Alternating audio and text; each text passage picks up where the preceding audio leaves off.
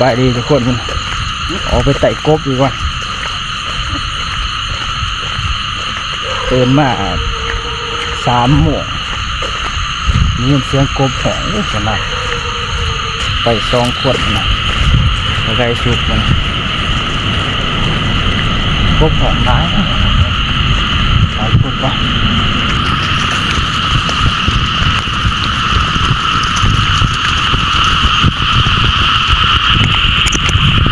ตอนนี้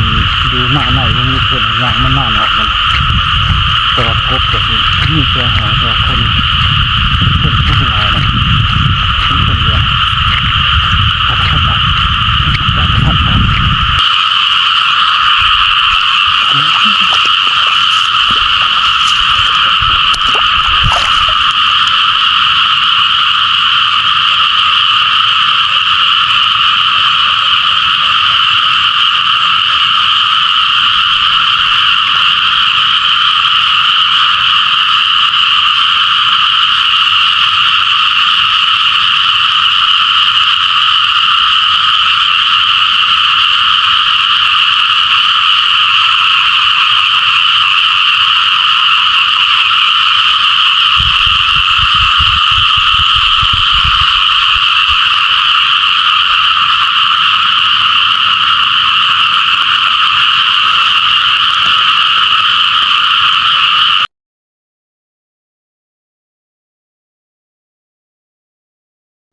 จีมันโคบอย่างนี้ทุกคนกัดแต่ตัวเดียวรุดออกตื่น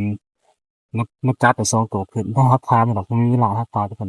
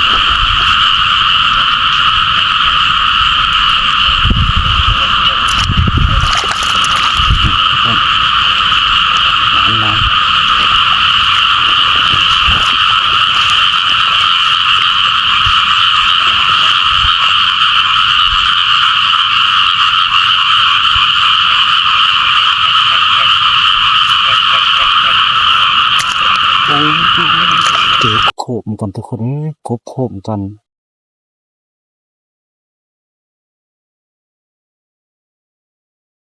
บางคนโคบเหมือนกันแต่เสียเตะ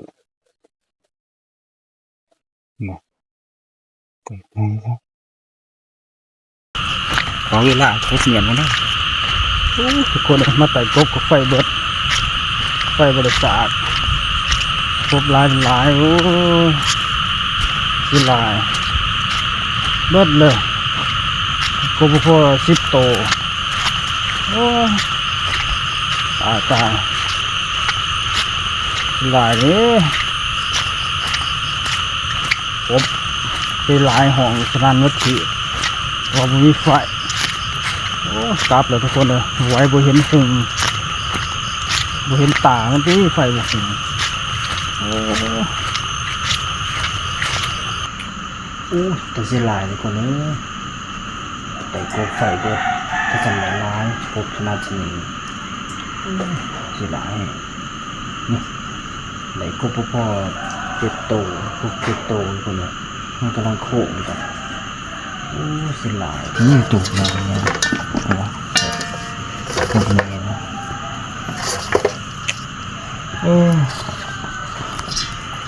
แต่ว่าเสียลายครับว่าเสียลายกบว่ามีไฟโอเคทุกคนขอจบคลิปสำหรับนี้เจอกันคลิปหน้า